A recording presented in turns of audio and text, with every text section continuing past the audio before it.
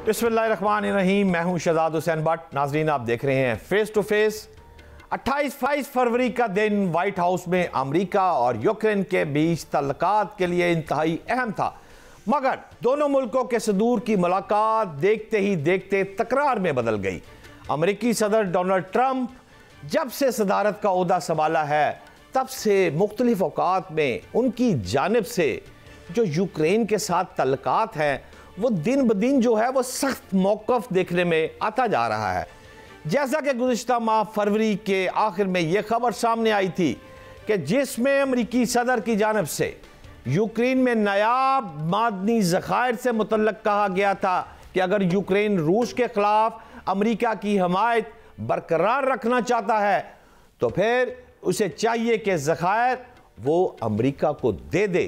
ताहम इस तजवीज़ के जवाब में यूक्रेन के सदर ने वाज़ेह तौर पर कहा, यह कोई संजीदा गुफ्तगू ही नहीं है, मैं अपने मुल्क को अमेरिका के हाथों नहीं बेच सकता। कल की मुलाकात पूरी दुनिया के साथ अमेरिकी सफारती तल्लुकात को देखने कैसे देखेगी, ये लड़ाई, ये मार कुटाई, ये कैसे आगे बढ़ेगी, दुनिया में अमेरिकी मुखालफ क़ुव्वतों को इसका क्या फ़ायदा होगा, या फिर कल की मुलाकात के बाद यूक्रेन का रूस के ख़िलाफ़ जारी जंग में ये मुश्किलात का सामना करना पड़ेगा। इन तमाम बातों पर बात करेंगे। मेरे साथ मौजूद है साबिक़ सेक्रेटरी खारजा जौहर सलीम साहब और ब्रिगेडियर रिटायर्ड वकार खान साहब। अस्सलाम वालेकुम जौहर सलीम भाई, are you with me sir? जी वालेकुम सलाम। बिल्कुल जौहर भाई, ये क्या देख रहे हैं आप? काम तो बहुत बढ़ता जा रहा है इस वक्त। आलमी सफारती तल्लुकात का ये अनोखा वाक़या है। मैं देख रहा हूँ कि अमेरिकी सदर डोनाल्ड ट्रंप और यूक्रेनी सदर के दरमियान शदीद तलक कलामी हो गई और दोनों ने इसके बाद मुश्तरका जो प्रेस कॉन्फ्रेंस और मादनी डील पर दस्तखत करने थे वो तकरीबी मनसूख कर दी गई। क्या दुनिया अमेरिका की सफारती तारीख में ऐसा कोई वाक़या आपने देखा है? और दूसरा, मैं आपसे साथ ही यही पूछना चाहूँगा कि ये जो गुफ्तगू है इनकी, सलीम भाई, ये कोई धोखा तो नहीं है और सफारती सतह पर इसके क्या असरात होंगे? जवाब दीजिए सलीम भाई। जी, आपने बहुत मेरे ख्याल अच्छी तरह ये कहा कि एक अनोखा वाक़या था। बिल्कुल ये एक यूनिक इंसिडेंट था डिप्लोमेसी में, और ख़ुसूसन इस लेवल की जो टॉप लेवल की डिप्लोमेसी है उसमें इस तरह होता नहीं है कभी। लेकिन देखिए, ट्रंप के इलेक्ट होने से भी पहले जब मैंने ये प्रेडिक्ट किया था कि ट्रंप ये इलेक्शन जीतेंगे, उस वक्त मैंने ये भी कहा था कि ये यूक्रेन की जंग जो है ना, उसको अब ये रूस की टर्म्स पे, तो यानी कि रूस के जो है ना उनकी शराइत के ऊपर इसको ख़त्म करेंगे। तो वही हुआ है कि ट्रंप ने सदर बनते ही उन्होंने शुरू से वाज़ेह कर दिया कि जो रूस की टर्म्स हैं, जो उनकी शराइत हैं, उसी के हिसाब से ही ख़त्म होगी। अब जो इस वक्त ये हुआ है, इससे मसला क्या था? ये ट्रंप जो है ना, क्योंकि ट्रंप का जो स्टाइल है डिप्लोमेसी का वो सबसे बड़ा मुख्तलिफ है। और फिर लेकिन कई लोग ये भी कहते हैं कि जो उनकी अपेरेंट होती है ना, एक वो जो वैसे एक थोड़ा क्रेजी सा स्टाइल नज़र आता है, वो तो there is a method to his madness, जिसको कहते हैं ना अंग्रेजी में, तो उसके पीछे कोई ना कोई मकसद होता है। अब ये जो मुलाकात थी, इसको देखें लाइव टेलीकास्ट करना सारी की सारी, इसको जो है, और उसमें ये सारी फिर इस तरह से करना, ये कोई इस तरह नहीं था कि हो गया खुद से। वो थोड़ा सा ट्रंप कई बार जान के इस पोजीशन में ले भी आते हैं। तो वो ज़ेलेंस्की को, क्योंकि वो उनको पुश कर रहे थे कि जी आप वो जो मादनी ज़खायर हैं, बेसिकली जो जिसको है ना वो रेयर अर्थ्स और रेयर मेटल्स हैं जो इलेक्ट्रॉनिक इंडस्ट्री में बहुत यूज़ होती हैं, तो उसके काफ़ी ज़खायर हैं वहाँ पे यूक्रेन में। और उनकी ट्रंप ये कह रहे थे कि वो आप अमेरिकन कंपनीज के लिए खोल दें, तो उनके लिए जो है अमेरिकन कंपनीज की वहाँ पे उनको एक्सट्रैक्ट करें ज़्यादा। तो उस पर पहले तो वो नहीं मान रहे थे ज़ेलेंस्की, फिर तकरीबन मान गए, लेकिन उनकी ज़िद ये थी कि ठीक है जी हम ये करते हैं, बट आप हमें सिक्योरिटी गारंटीज दें, फिर हम ये सीज फायर भी करते हैं। फिर वो ये भी कह रहे हैं सीज फायर तो पहले भी कई बार रूस ने माना और बाद में उन्होंने वायलेट कर दिया उसको। तो अब झगड़ा इस बात पे था कि अमेरिका जो है वो गारंटीज वगैरह देने के लिए तैयार नहीं है, क्योंकि उस गारंटी में ज़ेलेंस्की फिर ये भी कहते हैं कि अगर रूस फिर दोबारा से वो ये सारे मुआहदे के बाद फिर दोबारा उन पर जंग अटैक कर दे, इन्वेड कर दे, तो फिर नेटो की तरफ से जो है ना वहाँ पे पीस कीपर्स हों या अमेरिका की तरफ से पीस कीपर्स हों जो कि गारंटी करें कि इस तरह नहीं होगा, या फिर वो रूस को रोकेंगे।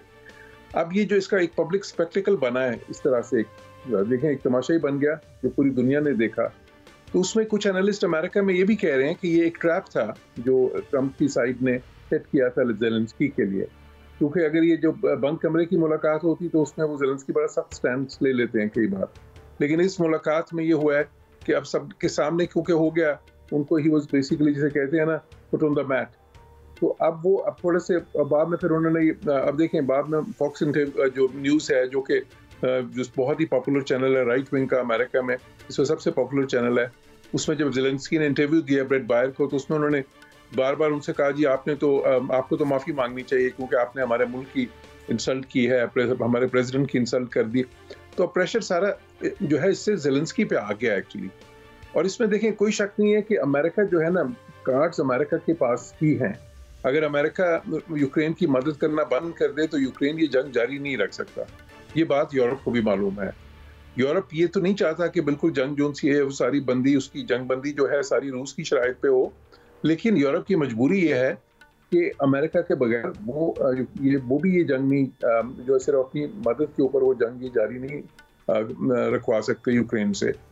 तो इसलिए इस वक्त जो है ना ये जो सारी जंग की इस वक्त तो सो कॉल्ड सीज फायर या पीस ट्रीटी अगर होती है कोई, जिस तरह की शराइत पे भी इवन एक टेम्पररी ट्रूस भी होता है, तो वो सारी जो है वो ट्रंप की मर्जी से ही होगा। और ट्रंप जो है दुरुस्त कह रहे हैं जौहर सलीम भाई, ये ट्रंप की मर्जी से ही होगा।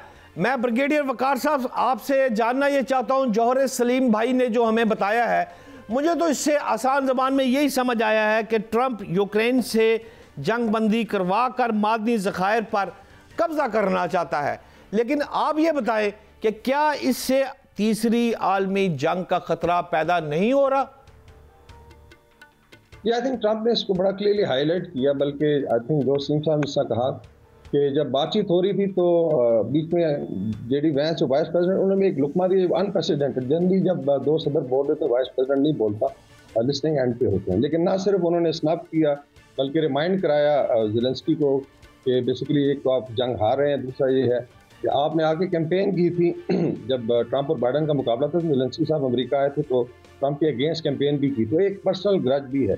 लेकिन मेरे ख्याल में इससे ज़्यादा अहम ये है कि जो पॉलिसीज़ हैं जो कंजर्वेटिव्स की, स्पेशली हेरिटेज फाउंडेशन ने प्रोजेक्ट 2025 जो है 2023 में लिख दिया था, बल्कि मजे की बात है 2024 में 100 एग्जेक्टिव ऑर्डर लिखे कि ये ऑर्डर पहले दिन ट्रंप साइन करेगा, तब लोगों ने मजाक किया, लेकिन ट्रंप ने फिर वो 100 ऑर्डर इशू किए। तो उसका डेफिनेटली अपना एक स्टाइल है, इज अ डील मेकर।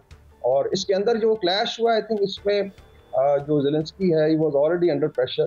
उससे पहले आपको पता है यूरोपियन यूनियन के अंदर कट हुआ फ्रांस में, उसमें कोशिश की गई एक ब्रेव फेस जो है पुट अप किया जाए, ट्रंप को समझाया जाए। फिर एक दो विजिट्स हैं बड़े, मैक्रोन का विजिट हुआ फ्रांस के, बड़े लाइट तरीके से उन्होंने कुछ चीज़ें रिमाइंड कराई। फिर उसके बाद कायर स्टाइमर आए जो यूके के प्राइम मिनिस्टर, बल्कि वो किंग चार्ल्स का खत दे के खत गए बाकायदा जो है ड्यूरिंग जो डिस्कशन जिसके अंदर उन्होंने उनके हवाले किया।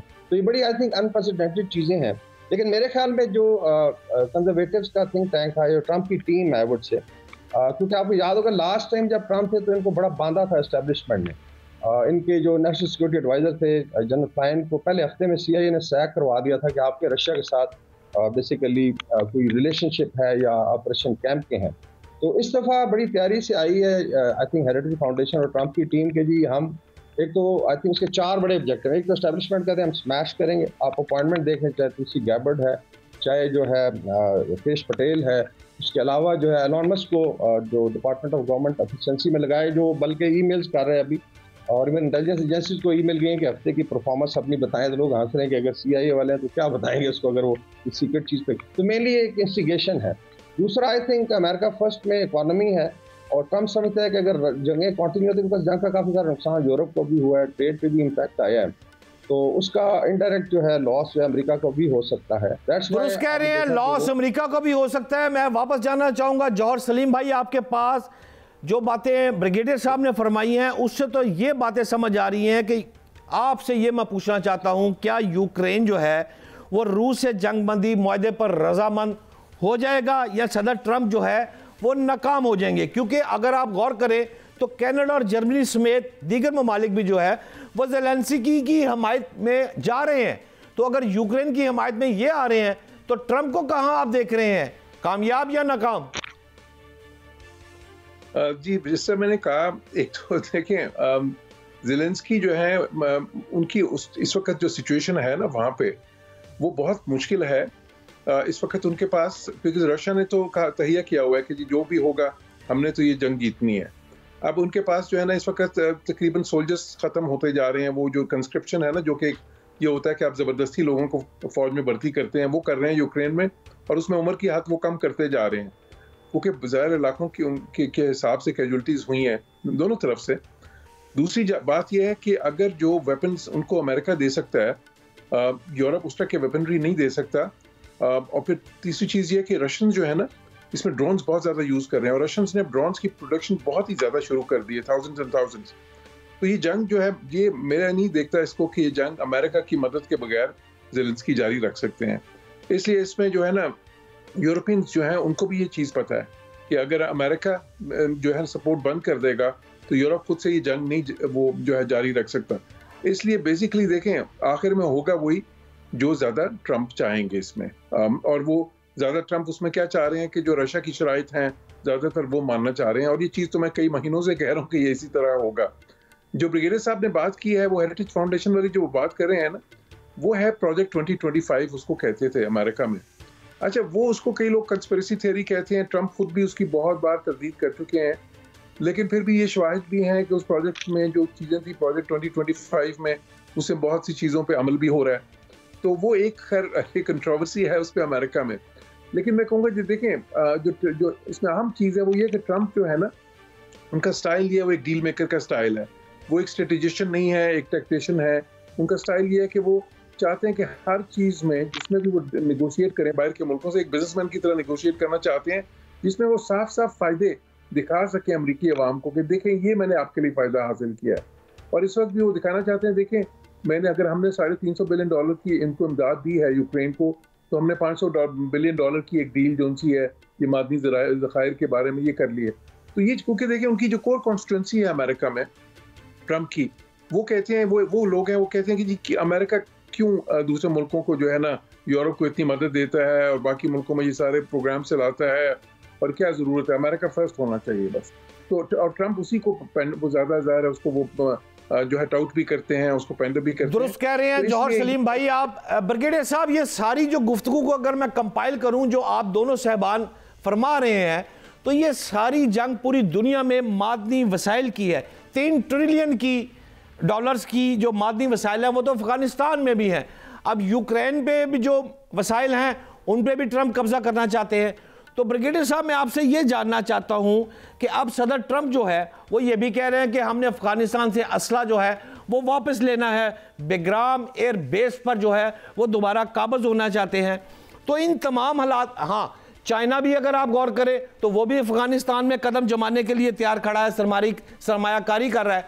तो पूछना आपसे किबला ये चाहता हूं कि क्या पाकिस्तान तरक्की करने जा रहा है, पाकिस्तान का फ़ायदा होने जा रहा है, इन तमाम मादनी वसाइल में पाकिस्तान कहाँ खड़ा है, आगाह कीजिएगा। आई थिंक अफगानिस्तान में हमें तो उम्मीद थी कि अमेरिकन डॉलर पर चीज़ें बेहतर होंगी, लेकिन चीज़ें ख़राब हुई, बल्कि आई थिंक वर्स्ट रिलेशनशिप है। और तालिबान ने एक ही आई थिंक फ्रेंड था इस इलाके में, पाकिस्तान जो खो दिया आई वुड से, टेररिज्म को सपोर्ट किया यहाँ पे खवारिज वगैरह को। तो आई वुड से कि जो अमेरिकन है वो भी रीड करें कि अभी basically Taliban has lost support the regional country. Iran परेशान, उन्होंने आई थिंक $multi-billion की दीवार बना रहे हैं। उसके बाद अगर आप देखें सेंट्रल एशियन रिपब्लिक्स हैं, रशिया है, चाइना है, दे आर ऑल वरिड। तो मेरे ख्याल में एक तो अपॉर्चुनिटी भी है। दूसरा, अगर ये प्रेशर बढ़ता है और अगर डिज़ायर होती है, इसके अंदर एक अपॉर्चुनिटी शायद बन सकती है। और जो बेसिकली अफगानिस्तान की रेजिस्टेंस मूवमेंट है जो पहले नॉर्दर्न लाइन्स कहलाती थी, वो भी बड़ी एक्टिव है, बहुत ज़्यादा भी अटैक्स भी कर रहे हैं। तो शायद एक एनवायरनमेंट आई थिंक मैं फोर्स ही करता हूँ कि साल के एंड पे हो सकता है, मैं मतलब ये नहीं कहता कि 100% के तालिबान रजीम कोलैप्स कर जाए और फिर एक नया स्ट्रक्चर यहाँ पे खड़ा किया जाए जो ज़्यादा मॉडरेट हो, और उसमें डेफिनेटली पाकिस्तान को एडवांटेज भी है और अफगानिस्तान की डेवलपमेंट भी। फिर यहाँ पे आई थिंक अमेरिका और पाकिस्तान का इंटरेस्ट भी कोइंसाइड कर सकता है। दुरुस्त कह रहे हैं, बल्कि पाकिस्तान को एडवांटेज भी है। इंतहाई काबिल एहतराम जौहर सलीम साहब और ब्रिगेडियर वकार साहब, आपका बहुत शुक्रिया, आपने हमें वक्त दिया। नाज़रीन, एक छोटी सी ब्रेक पर जा रहा हूँ, लेकिन ब्रेक पर जाने से पहले मैं आपको एक फिक्रा ज़रूर बता दूँ। मरियम नवाज़ की 1 साल कारकर्दगी, रमज़ान आज सहरी है, और इस वक्त मेरे मुल्क की जो आवाम है, महंगाई की क्या सूरत हाल है, और मरियम नवाज़ की 1 साल कारकर्दगी से उम्दा रिज़ल्ट आना शुरू हुए हैं। या नहीं हुए, ये बात हमें स्टूडियो में बैठकर इल्म नहीं हो सकता। इसके लिए मुझे सड़क पे जाना है, रोड पे जाना है और आवाम के अंदर जाना है। आप मेरे साथ रहिए, मैं आपको सड़क से बताऊंगा कि इस वक्त महंगाई की सूरत हाल क्या है। मेरे साथ रहिए, शॉर्ट ब्रेक।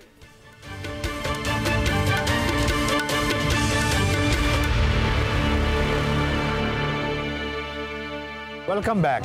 नाज़रीन, मैंने आपको ब्रेक पर जाने से पहले कहा था कि अगर हमने असल जायज़ा लेना है कि इस वक्त सूरत बाज़ार में है क्या, महंगाई आसमान को छू रही है या वाकई कुछ रेट डीसी रेट से भी कम मिल रहे हैं, तो उसके लिए हमें जाना पड़ना था बाज़ार में। इसलिए मैं आपको लेकर आया हूँ, इस वक्त मौजूद हूँ हरबंसपुरा रमज़ान बाज़ार में। और ये वो बाज़ार है जो पहले मॉडल बाज़ार हुआ करता था। इस वक्त लाहौर शहर में 10 जो हैं वो मॉडल बाज़ार जो थे उनको रमज़ान बाज़ारों में शिफ्ट कर दिया गया है। ये भी उनमें से वन ऑफ देम है। हरबंसपुरा बहुत बड़ा बाज़ार है, यहाँ पर बहुत बड़ी जगह पर लोग का एक बड़ा जम्मे गफीर इकट्ठा हुआ है। मैं आपको अंदर लेके चलता हूँ इस वक्त और यहाँ देखते हैं कि अदरक क्या भाव है, फल क्या बिक रहे हैं, सब्जियाँ क्या बिक रही हैं और बाकी चीज़ें क्या है। आइए मेरे साथ, हम हरबंसपुरा बाज़ार में आपके साथ चलते हैं। नाज़रीन, हरबंसपुरा बाज़ार में इस वक्त मौजूद हूँ और बाज़ार खचाखच भरा हुआ है, लेकिन मुझे इस वक्त इत्तेफाक से सलमा भट्ट साहिबा जो स्पेशल असिस्टेंट टू वज़ीर आला पंजाब हैं वो मौजूद है। भट्ट साहिबा अस्सलाम वालेकुम। वालेकुम अस्सलाम। भट्ट साहिबा, क्या चेकिंग हो रही है? जी बहुत शुक्रिया। बिल्कुल जी, रमज़ान मुबारक की आमद है। कल से इंशाल्लाह रोज़े शुरू हो रहे हैं। इस मुबारक महीने में वज़ीर आला पंजाब मोहतरमा मरीम नवाज शरीफ साहिबा की जो हमें ख़ुसूसी हिदायत और डायरेक्शन है हमेशा की तरह, वो ये है कि मैक्सिमम लोगों को रिलीफ पहुँचाया जाए। और ये बाज़ार लगाया गया है, ऐसे जो मॉडल बाज़ार हैं हमारे, उनके अंदर रमज़ान सहूलत स्टॉल्स लगाए गए हैं जहाँ पे तकरीबन 17 से 19 अशिया जो हैं वो कम कीमतों पे बिक रही हैं। आप हमेशा जाते हैं जब बाहर ओपन मार्केट में, हमेशा देखा जाता है कि डीसी रेट से थोड़ी सी तजावज़ की होती कीमतों में। यहाँ पे आपको हर चीज़ डीसी रेट से भी नीचे मिलेगी, होलसेल रेट पे। मुर्गी के गोश्त में फ़ी किलो पे 20 से 22 रुपये जो है वो कमी है इन सहूलत बाज़ारों में। चीनी यहाँ पे कल से मैसर आएगी, यकम रमज़ान से 130 रुपये पे, आज 140 रुपये पे अवेलेबल है। उसके अलावा जो घी है, जो ऑयल और घी है, उस पर 10 रुपये फ़ी किलो यहाँ पे कम दिया जा रहा है। जैसे आलू है, अभी मैं लोगों से पूछ रही थी, यहाँ पे 50 रुपये किलो आलू दिए जा रहे हैं। टमाटर जो है वो 45 रुपये किलो दिया जा रहा है। प्याज जो है वो 70 और 75 रुपये किलो दिया जा रहा है। जबकि आम मार्केट से ओपन मार्केट में जाएँ तो आपको 20 से 25 रुपये का रेट का फ़र्क है। और डीसी लिस्टें भी यहाँ पे 5 रुपये 7 रुपये मुख्तलिफ बाज़ारों में रेट का फ़र्क है। फिर यहाँ पे बेसन जो है, दालें हैं, फ्रूट है, खरबूजा है, वो 135 रुपये किलो में अंदर देख के आ रही हूँ जो लोगों को मिल रहा है। तो इसके अलावा जो हमने पूरी कोशिश की, लीमू जो है यहाँ पे 105 रुपये किलो मिल रहे हैं। पहले आप हमेशा देखते थे रमज़ान में लीमू एक मुअम्मा बन जाते थे, 450-500 रुपये किलो मिल रहे होते थे। तो अब हमने इस दफ़ा खजूरें जो हैं वो हमेशा रमज़ान में बहुत महंगी हो जाती थी। इस दफ़ा पिछले साल रमज़ान से अगर आप कंपैरिजन करें तो 525 रुपये थी, इस दफ़ा 470 रुपये, तो तकरीबन 55 रुपये किलो खजूरों के कीमत में फ़र्क है इन बाज़ारों में।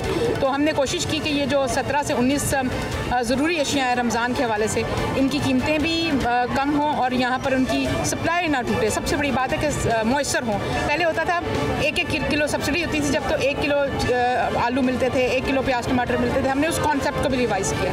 यहाँ पे हमने 2 किलो 3 किलो भी लोग ले रहे हैं। और यहाँ पे कुछ जो क्रिटिकल बाज़ार हैं लाहौर के अंदर, इबादत रोड पे, फिर वो जो एक मियाँ प्लाजा में और एक दो और हमारे जो टाउन में बड़े बाज़ार हैं जो, उनके अंदर हमने स्पेशल स्टॉल लगाए हैं जो सिर्फ आलू प्याज टमाटर के लिए मुख्तस किए गए हैं। और वहाँ पर बल्क में 5-5 किलो भी आप ख़रीद सकते हैं। तो ये वाली हमने कोशिश की कि सप्लाई इस तरह से बढ़ाई जाए। और हमने होल सेलर को इन्वॉल्व किया इसके अंदर, ट्रेडर को और आड़ती को इन्वॉल्व किया कि उसको डायरेक्ट एक्सेस थी इन बाज़ारों की। अभी भी आप जाकर देखेंगे स्पेशल यहाँ पे पीछे जगह बनाई गई जहाँ पे मैं चेक करके आ रही हूँ हर बाज़ार में कि स्टोरेज की जगह यहाँ पे कल के लिए सारा आलू प्याज टमाटर ऑलरेडी यहाँ पे ग्रेडिंग हो रही है, यहाँ पे सॉर्टिंग हो रही है ताकि गंदी और गैर मियारी चीज़ें ना मिलें। कितने रमज़ान बाज़ार इस वक्त चल रहे हैं लाहौर और पंजाब में? अस्सलाम वालेकुम बेटे, मैं अभी आपसे भी बात करता हूँ, लेकिन रमज़ान बाज़ार जो है ये वही बाज़ार हैं जो मॉडल बाज़ार हुआ करते थे? जी, रूटीन में ये मॉडल बाज़ार होते हैं जो डीसी रेट पे चीज़ें यहाँ पे मुयसर ला रहे होते हैं। लेकिन रमज़ान के अंदर हमने यहाँ पे एडिशन एक ये की कि एक तो इसको एक्सपेंड किया, यहाँ पे 10, 12, 15 स्टॉल मज़ीद इजाफा किया। और वो जो उनको रमज़ान सहूलत बाज़ार का नाम दिया, उनके अंदर चीज़ों की कीमत जो है वो डीसी रेट से भी कम पर है। लाहौर में कितने हैं? लाहौर में 10 मॉडल बाज़ार हैं, सबको कन्वर्ट किया गया रमज़ान सहूलत बाज़ार में। हर मॉडल बाज़ार के अंदर आपको 10 से 15 दुकानें ऐसी मिलेंगी जहाँ पे ये अलग से जो है मज़ीद कमी के साथ। पंजाब में? पंजाब में तकरीबन 80 बाज़ार कायम किए गए हैं कुल मिलाकर सारे ज़िला में, क्योंकि कुछ ज़िला में कुछ तहसील लेवल पर भी कायम किए गए हैं। उसके अलावा हमारे पास 25 ज़िलों में 36 मॉडल बाज़ार मौजूद हैं। तकरीबन हमारे को 13 ज़िला में मॉडल बाज़ार अभी तक नहीं बन सके, वहाँ पर रमज़ान सहूलत बाज़ार इस्टेब्लिश किए गए हैं डिस्ट्रिक्ट गवर्नमेंट की तरफ से। और जैसे फैसलाबाद में तहसील लेवल पे किए, जेहलम में मुझे डीसी साहब ने बताया और वीडियोस भी भेजी कि तहसील लेवल पे गए, मैं खुद विजिट करने भी जाऊंगी। पिंडी के अंदर 8 इस्टेब्लिश किए हैं और इस तरह मुख्तलिफ जगहों पर जहाँ पे मज़ीद काविश की गई, राजनपुर में ज़्यादा किए गए हैं। और इसलिए हमने कुछ जहाँ जहाँ पे जा सकते थे, फिर इस दफ़ा एक और चीज़ की गई कुछ डीसी साहिबान की तरफ से कि जो बड़े बड़े मार्ट होते हैं, इम्तियाज़ स्टोर, यूरो और कैश एंड कैरी, बड़े स्टोर्स के ऊपर मुख्तलिफ ज़िला में रमज़ान काउंटर्स जो हैं वो इस्टेब्लिश किए गए हैं कि हम वहाँ पे कम कीमत पे चीज़ें मिल सके। लाहौर में मैं आपको बताना चाहती हूँ, हमारे जो रिटेलर एसोसिएशन है उन्होंने अपनी मदद आपके तहत हमारे साथ कोलैबोरेशन करके 3 रमज़ान बाज़ार इस्टेब्लिश किए और 250 दुकानों के ऊपर लाहौर भर में सस्ती अशिया अवेलेबल की हैं। सलमा भट्ट साहिबा, ये मरियम नवाज साहिबा की एक साल की कारकर्दगी तो मुकम्मल हो गई, ये उनका मेरा ख्याल है दूसरा रमज़ान है उनका वज़ीर आला पंजाब की हैसियत से। तो आप ज़रा क्या समझती हैं कि अब आप सेटिस्फाई हैं इस रमज़ान में? पिछली मरतबा ज़रा अशिया के रेट ज़्यादा थे। जी, इस दफ़ा अल्हम्दुलिल्लाह चीज़ों की वैसे ही कीमत काफ़ी काबू में आई है पिछले साल की निस्बत। मेरा ख्याल है पिछले साल जो मैं देख रही थी प्याज 232 रुपये किलो था, वो इस दफ़ा 80 रुपये 90 रुपये ओपन में मिल रहा है, जहाँ पे ज़्यादा रेट बताया जाता है, यहाँ पे 75 रुपये मिल रहा है। तो वैसे भी ओवरऑल चीज़ों महंगाई में कमी वाक़ हुई है। आप टमाटर, आलू, प्याज की कीमतें देख लें, इवन आप लीमू देख लें, गोभी देख लें, शिमला मिर्च, बैंगन, कद्दू, फूल गोभी, बंद गोभी, ये सारी वो सब्जियाँ हैं जिनकी आपको अशिया कम। और फिर दालों में आप देख लें, माश की दाल बहुत बड़ा मौमा बन चुकी थी, बहुत महंगी थी पिछले साल। चनों की दाल बहुत महंगी हो गई थी, काले चने बहुत महंगे थे, बेसन बहुत महंगा हो गया था। काले चने की दाल और माश की दाल में 100 रुपये किलो कमी वाक़ हुई है। रमज़ान से पहले की बात कर रही हूँ मैं। सलमा भट्ट साहिबा कह रही हैं कि इस वक्त बेसन में 75 रुपये फ़ी किलो रेट बहुत कम है, तो मैं ख्याल है कि हम जाकर खुद ही चेक कर लेते हैं सलमा भट्ट साहिबा के साथ कि क्या सूरत हाल है। देख रहे हैं ये मॉडल बाज़ार है जो इस वक्त रमज़ान बाज़ार है। ये खरबूजा देखिए 135 रुपये किलो लगा हुआ है यहाँ पर। और मैं चाहूँगी कि आप ज़रूर देखें, ये काउंटर ब्राय ख़वातीन अलग से बनाया गया। ये काउंटर ब्राय ख़वातीन नाज़रीन इस मॉडल बाज़ार में अलहदा से है, ये ख़वातीन की साइड है। और यहाँ पर 470 रुपये, मैंने आपसे कहा था कि 470 रुपये। खजूर पुरानी 490 डीसी रेट है, यहाँ पर जो अवेलेबल है वो 470 रुपये में है। अच्छा, डीसी रेट जो था वो 490 है, लेकिन इस बाज़ार में खजूर 470 रुपये अवेलेबल है। ये आप यहाँ सब्जियाँ आपको नज़र आ रही होंगी, ये गाजर देसी जो डीसी रेट 25 था यहाँ 23 है। मैं सलमा भट्ट साहिबा आपकी इजाज़त से, बाजी अस्सलाम वालेकुम, क्या लेने आई हैं? सब्जी। क्या लिया आपने? अभी तक कुछ नहीं लिया। क्या लेना क्या है? अभी देखती हूँ। बाजी कितने पैसे हैं आपके पास? मेरे पास महंगी नहीं तो नहीं है। आप समझती हैं कि आपको 200 रुपये में यहाँ से घर के खाने की सब्ज़ी मिल जाएगी? मिल जाएगी। यहाँ पर चीज़ें सस्ती हैं कि वही महंगी वाला काम? नहीं, बाहर वाले रेट से सस्ती। बाहर वाले रेट से यहाँ पर चीज़ें सस्ती हैं। आगे चलते हैं, देखते हैं यहाँ पर क्या है। ये काउंटर ब्राय ख़वातीन है। अच्छा सलमा भट्ट साहबा, उधर भी काउंटर ब्राय ख़वातीन, इधर भी ये ख़वातीन को नुमाइंदगी क्यों ज़्यादा दे रही है? हमने कोशिश की कि ख़वातीन के लिए स्पेशल अरेंजमेंट्स किए जाएँ, क्योंकि मॉडल बाज़ारों में रमज़ान से पहले ख़वातीन ज़्यादा तादाद में आप देख सकते हैं शॉपिंग करने आती हैं। ये सिटिंग एरिया बना हुआ है, यहाँ भी ख़वातीन बैठी हुई हैं, इनके लिए बैठने का भी इंतज़ाम किया गया है। और हमने कोशिश की कि जो ये लाइन्स जो हैं इनके नीचे आगे जो साइड पे बैरियर्स लगाए गए हैं ताकि मर्दों को और ख़वातीन को ख़रीदो फ़रोख्त में लाइन में खड़े होने में दिक्कत ना हो। आप देख सकते हैं कि यहाँ पे ख़वातीन ज़्यादा तादाद में। ये मर्द हज़रात का काउंटर है। आए जी इधर चलते हैं। इधर बंद गोभी 28 रुपये किलो मिल रही है। 28 किलो। नींबू 105 रुपये किलो। अस्सलाम वालेकुम भाई, कैसे हैं आप? भाई क्या ले रहे हैं? सब्जी ले रहे हैं सर। क्या ले रहे हैं सब्जी? तो कितने की सब्जी मिल जाएगी? एक खंडिया कितने में बन जाएगी? अभी रमज़ान बाज़ार आए तो सस्ती मिलेगी, बात थोड़ी महंगी है सर। यार वो अदरक डालेंगे सब्जी में, वो तो बड़ा महंगा होता है। क्या भाव अदरक का? डालेंगे अदरक का सलमा भट्ट साहिबा क्या भाव इधर आ रहा है मार्केट से? बेटे बात सुने, अदरक का क्या भाव है? 360 अदरक का भाव है। 360 अदरक का भाव नाजरीन यहाँ पर इस वक्त अवेलेबल है। मैं आपको ये बताना चाहती हूँ, पिछले साल ये अदरक 1100 रुपये किलो थी। दुरुस्त कह रही हैं सलमा भट्ट साहिबा, क्योंकि एक दफ़ा 900 रुपये मुझे भी याद है, मैंने लिया था। तो इस वक्त यहाँ पे 360 में। अच्छा नाज़रीन हम आपको लेके चलते हैं, ये भी काउंटर बराए बुज़ुर्ग ख़वातीन। अच्छा, यहाँ पर सीनियर जो लेडीज़ हैं वो यहाँ पर हैं। नाज़रीन इनसे बात करते हैं। बाजी अस्सलाम वालेकुम, बेटे क्या ले रही हो? आलू प्याज ले रही हूँ। कितने, सस्ते हैं महंगे हैं? नहीं, सस्ते दे रहे हैं। लेकिन 20 रुपए का शॉपर ले रहे हैं, फायदा क्या है? 20 रुपए का शॉपर है। 20 रुपए का शॉपर ज़्यादा, वो महंगा है, वो कम होना चाहिए। किराया लगा के आए हैं क्या? ठीक है, आप किराया लगा 200 रुपए किराया लगा के रेंजर से आए हैं और 20 रुपए का शॉपर 120 220 रुपए हो गया। ये चीज़ें कहती हैं सस्ती हैं, आलू सस्ता है, लेकिन जो शॉपर है वो हमें 20 रुपए का दे रहे हैं। मैं बिल्कुल इनको कहना चाहूँगी कि जब ये इस तरह मॉडल बाजार में आए, हमारा मकसद ये कि सस्ती चीज़ें मिले, तो मेरी इनसे दरख्वास्त होगी कि घर से अगर एक थैला अपना कपड़े का साथ लेकर आएँ तो आपको यहाँ पे चीज़ें सारी बहुत सस्ती मिलेंगी और आपको यहाँ से शॉपर खरीदना ही ना पड़े। मेरी और ये जो शॉपर 17 mm का, आपको पता है कि जो अभी हमारी क्लाइमेट के हवाले से जो ड्राइव चल रही है उसके तहत है। अब प्लास्टिक तो बंद हो गया ना जी, प्लास्टिक बंद हो गया, लेकिन मैं अपनी बहनों से ज़रूर कहना चाहूँगी स्पेशल थैले रखें, वो लेकर आया करें और उसमें सब्जियाँ लेकर जाया करें ताकि तो लाया माशाल्लाह, चीजें ज्यादा होती है तो फिर कौन कौन सी चीजें हम उसमें डालें? अच्छा, एक शॉपर लेके आई हैं आप, ये थैला लेके आए और दूसरा आपने यहाँ से लिया 20 रुपए का। वैसे सब्जी सस्ती है कि महंगी है? बस सही है। लो जी, सलमा भट्ट साहबा वो कहती है सब्जी तो सस्ती है, और मैं समझता हूँ शुक्रिया अदा करते हैं, जरा गरीब लोग हैं, हमारे तो करें, हम बहुत ज्यादा गरीब हैं। आपने वोट किसको डाला था? हमने मरियम नवाज को, क्योंकि हम इधर के रहने वाले हैं। आपने मरियम नवाज को सलमा भट्ट साहबा डाला था? मुझे इन पे एतबार नहीं, मुझे को पीटीआई का बंदा ढूंढ रहे थे इधर से। अभी कूड़ा भी उठा रहे हैं, चलो घर बाजी अस्सलाम वालेकुम।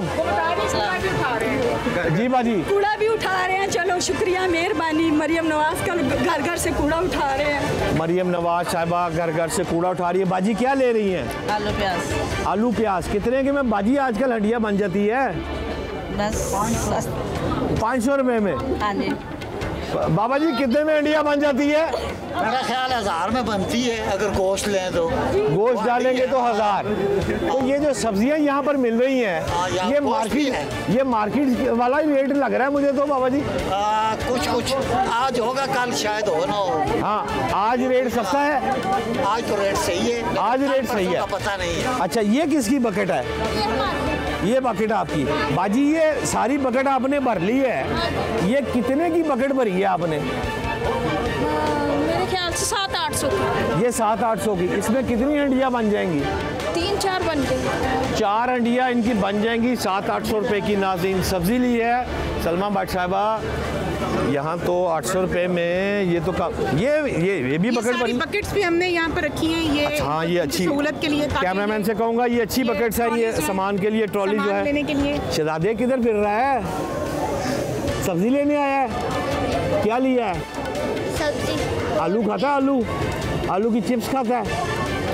बेटे क्या देखा आपने अंदर, कैसा माहौल लगा आपको? अच्छा काफी। वो धक्के शिक्के तो नहीं पड़े मेरी बेटी को? उन्होंने लाइंस लगाई हैं आगे। हैं? दिक्के पड़े थे, पर आंटी ने कहा लाइंस में लगे आप सब। लाइंस में है और सेंटर में चीजें लगी हुई हैं। मर्द लादा है, खवातीन लादा है? जी सब लादा, वो मैं लेडीज में सब। तो ये आप अकेले आए हो, साथ ही एक मामा भी साथ है? आपकी है बड़ी। आप ही साथ है? अच्छा, आपकी आप ही। बेटे किधर फिर रही हो? मैंने मरियम नवाज को मैसेज देना है कि वो मुझसे भी मिले, मेरी दिली ख्वाहिश है। मैं उनकी बहुत बड़ी फ़ैन हूँ। मेरा नाम अजमत राशिद है, मैं उनके हर चैनल को फॉलो करती हूँ। तो मरियम नवाज को मिलकर क्या करना है? तू बता, ये छोटी मरियम नवाज साहबा खड़ी है, बता। मैंने कहना हमें भी करते हैं, हम भी रेंट पे रहते हैं। मेरे शोहर के पास कोई अच्छी जॉब नहीं, होने जॉब भी दे। आप रेंट पे रहती हैं? आप ठीक है। सलमा भट्ट साहबा इधर क्या है? ये भी हमें प्लीज़ थोड़ा सा आपके तवसत से आप हमें मिल गई हैं, तो हम इसका भी भरपूर फ़ायदा लेना चाहिए। यहाँ पर अगर किसी को कोई शिकायत हो, किसी को ये कस्टमर केयर सेल। जी बिल्कुल, यहाँ पे रेस्क्यू भी है, फर्स्ट एड भी है, कंप्लेंट सेल भी है। यहाँ पे अगर किसी को कोई प्रॉब्लम हो, कोई बुजुर्ग आगे, कोई किसी का अगर बीपी लो होता है या कोई किसी को कोई इशू होता है, तो बिल्कुल फ़ौरन फर्स्ट एड मौजूद है यहाँ पर। फिर अगर कोई कंप्लेन है, कोई चीज़ महंगी मिल रही है या किसी के साथ कोई ज़्यादती हो रही है, कोई दुकानदार से नाचाकी हो गई है, उस सूरत में कंप्लेन कर सकते हैं यहाँ पर। और ये हमने बेसिकली कस्टमर केयर सेल है हमारा। नाज़रीन, ये आपने मॉडल बाज़ार, रमज़ान बाज़ार देखा। अब मैं आपको लेकर एक किसी और बाज़ार में चलता हूँ और वहाँ देखता हूँ कि महंगाई का जो तूफ़ान है मेरे लाहौरियों को कैसे खाया जा रहा है। और असल कहानी क्या है, डिग आउट। ये तो सलमा भट्ट साहिबा साथ थी, शायद उनके खौफ से कोई नहीं बोला, लेकिन अब सलमा भट्ट साहिबा के बगैर भी मैं जाके अकेले देखता हूँ कि असल कहानी क्या वाकई मेरिट पे लोगों को चीज़ें मिल रही हैं या फिर सिर्फ आंख का धोखा है। आइए चलते हैं।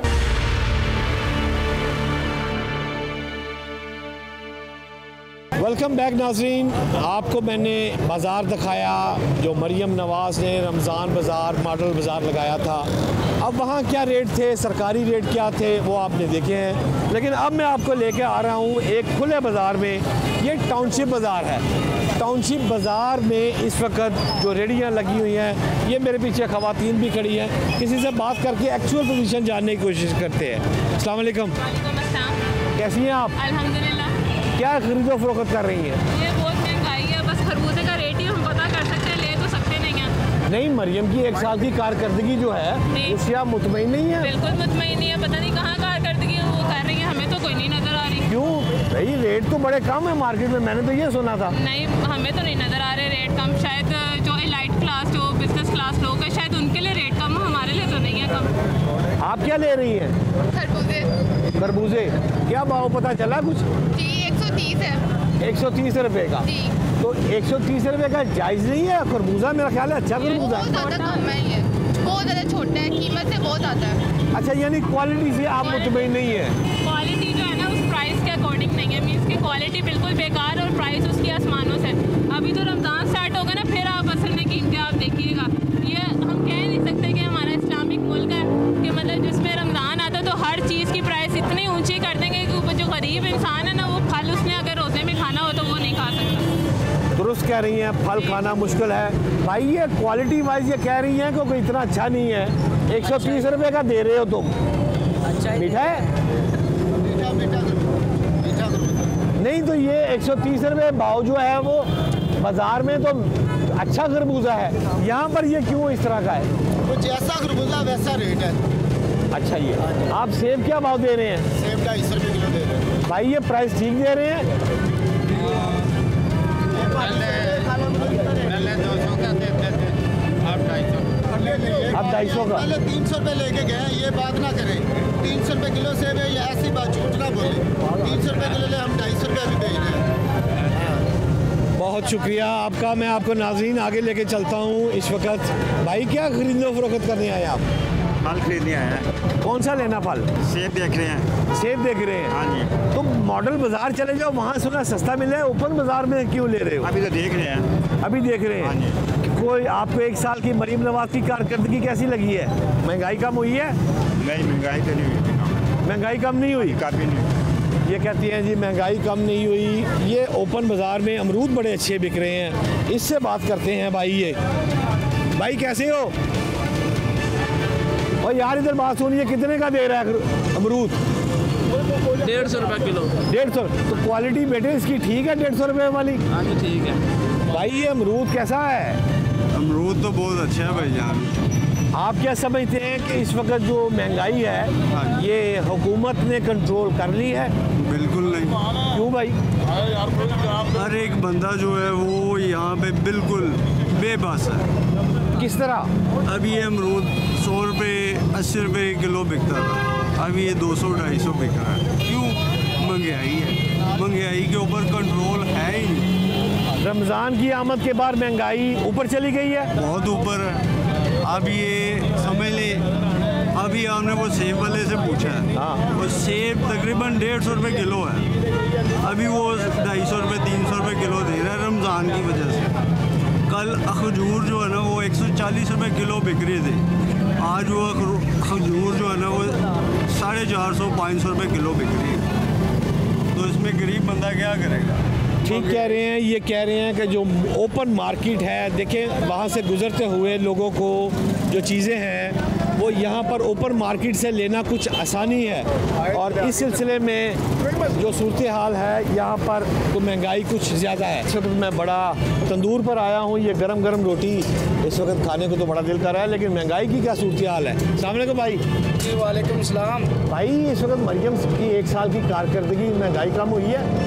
ठीक है, अल्लाह का शुक्र है, तकरीबन बेहतरी है, आगे से पहले से ज़्यादा बेहतरी है। क्या रेट समझते हैं? पहले रोटी कितने की थी, अब रोटी ये कितने की? पहले ये 20 की देते रहे, लेकिन इस टाइम दे रहे हैं 14 रुपए की दे रहे हैं। 14 रुपए की रोटी दे रहे हैं? अच्छा, ठीक है, रोटी का वजन भी ठीक है और ठीक है। तो ये फ्रूट वगैरह जो है ये तो बड़े महंगे लग रहे थे यार। अभी फ्रूट बहुत महंगे हैं, फ्रूट जो है ना वो बहुत महंगे हैं। ये किलो है ना जो, वो तो 500 रुपये से कम दे ही नहीं रहे ना दर्जन। हाँ जी, हाथ नहीं लगा, सुबह से इंशाल्लाह रोज़ा है, सुबह पता चलेगा क्या करते हैं ये। वो मरियम नवाज़ को पैगाम देना चाहते हैं? जी, पैगाम यही है कि जो ये जो कंट्रोल किया है अपना रोज़ों के रमज़ान के लिए, जो गरीब हैं सारे वो भी इस तरह खा लें। ठीक है, अमीर तो खा ही रहे हैं, गरीब भी खा लें, यही बात है, यही पैगाम है मरियम साहब को। ये कहते हैं कि गरीब को रोटी चाहिए और महंगाई थोड़ी और कम होनी चाहिए। नाज़रीन, ये तो आवाम का आपने मौक़िफ़ सुना। पहले आपने सलमा भट्ट साहबा गवर्नमेंट की तरफ से वो मौक़िफ़ सुना। मैं आपको इस तस्वीर का दूसरा रुख दिखाना चाहता हूँ। इस बाज़ार में मेरे साथ मौजूद हैं एक मुस्लिम लीग नून की बीट रिपोर्टर है फसी साहब, और इसके साथ साथ मेरे पास PTI की जो बीट कर रहा है, मुख्तलिफ बड़े चैनल्स में रह रहा है। इनसे देखते हैं, इन्होंने भी बाज़ार में रश देखा है, कहानी क्या है। फसी, आप सबसे पहले मुझे ये बताएं कि सूरत हाल इस वक्त मार्केट में क्या देख रहे हैं? बिल्कुल भट्ट साहब, आप देखेंगे कि सूरत हाल तो पिछले 2 साल से महंगाई का जो शरह थी उसमें इजाफा देखा गया है। अब हुकूमत क्लेम करती है कि हमने महंगाई की जो शरह उसमें कमी की है। वो उनकी जो आवाम को समझाने की टेक्निक है ना, वो शायद दुरुस्त नहीं है। ये शरह वो कम हुई है जो कि बढ़ती जा रही थी, जो कि 38% तक पहुँच गई थी, उसको 4% पर लाया गया है। लेकिन जो प्राइजेज़ जो स्टक हुई नहीं है वो अपनी जगह मौजूद हैं। इसी सूरत हाल के पेश नज़र इस रमज़ान में जो है वो रमज़ान बाज़ारों का क़याम किया गया है, लेकिन ये पुरानी तर्ज पे नहीं किए गए, बल्कि पुराने से जो मौजूद मॉडल बाज़ार थे उनको रमज़ान बाज़ार में शिफ्ट किया गया। इसका बुनियादी मकसद ये था कि जब पहले रमज़ान बाज़ार नए सिरे से कायम किए जाते थे, उसके लिए आपको जगह किराए पे लेनी पड़ती थी, तंबू बनाते लगानी पड़ती थी, स्टॉल नए सिरे से लगाने पड़ते थे, उसके लिए आपको अलहदा से बजट लगाना पड़ता था, एक्स्ट्रा खर्चा करना पड़ता था। लेकिन इस दफ़ा की स्ट्रेटजी ये रही है कि वही जो मॉडल बाज़ार इनके चल रहे हैं वहीं पर स्टॉल्स को बढ़ा दिया गया है, वहीं पर अशिया खुर्दनौ जिसमें दीगर जो ज़्यादा चीज़ें रमज़ान में इस्तेमाल होती हैं उनको बढ़ा दिया गया। इसमें मसला यहाँ पर जो आता है वो चीनी आटे की सप्लाई का आता है। अगर तो इनकी सप्लाई चेन बरकरार रहती है तो यकीनन ये एक कामयाब तजर्बा होगा कि मॉडल बाज़ारों को शिफ्ट किया गया। इसके साथ साथ पंजाब हुकूमत ने जो 30 अरब का पैकेज है वो मुख्तस किया है ताकि जो मुस्तहिक घराने हैं उनको घर की दहलीज पर ये पैसे जो है मुहैया किए जा सके। वासिफ, आप कैसे देख रहे हैं? व्हाट्सअप देखें, तनकीद बराए तनकीद वाली वो हमारा काम नहीं है, लेकिन कुछ हकीकत पसंद होना चाहिए। आपने जो मॉडल बाज़ार अभी विज़िट किए हैं वहाँ पर जो चीज़ें पड़ी हुई हैं उसकी आपने क्वालिटी नोटिस की होगी। मैं कुछ दिखाना चाहूँगा, ये व्हाट्सअप ये जो जिस क्वालिटी का ये फ्रूटर है या माल्टा है, इस तरह का आपने कोई किसी मॉडल बाज़ार में देखा? अभी हमारी जो टीम है हमने बैठ के वहाँ पे 300 रुपये के किलो खरीदे वहाँ से माल्टे, वो इससे आधी भी जो उसकी साइज़ उसका नहीं था। इसका मतलब है कि जो आवाम के लिए आपने वहाँ पे फैसिलिटीज़ फराहम की, लेकिन इंतहाई नाकिस वहाँ पे है कि वो अमूमन अगर मैं बाज़ार में ख़रीदने जाऊँ तो मैं उस तरह की वो जो फल खरीदूँगा नहीं। अच्छी क्वालिटी का जो फ्रूट है वो अभी भी मार्केट में तकरीबन 700-800 रुपये है, और जबकि जो रोज़ाना की रेट लिस्ट निकाली जाती है उसके अंदर जो एक फ्रूटर की जो कम से कम कीमत है 148 रुपये पर केजी है। लेकिन आप बाज़ार में जाके देख लें, कभी कहीं आपको मिल रहा है 150-200 से नीचे तो कोई फ्रूटर है ही नहीं है। नाज़रीन, मैंने जो हक़ाइक़ थे, मनोन हक़ाइक़, ईमानदारी से जो मैंने देखा है मैंने आपके सामने उसको लेकर आया हूँ। अब आप खुद ये फ़ैसला कर लें कि वहाँ क्या हो रहा है, और यहाँ पर ओपन मार्केट में अगर इसको ओपन रखा गया है तो यहाँ भी क्या हुकूमत को सख्ती करनी है या इसको इसी तरह फ्री हैंड देना है। आज के प्रोग्राम के लिए इतना ही, इंशाल्लाह कल फिर मिलेंगे। पाकिस्तान जिंदाबाद।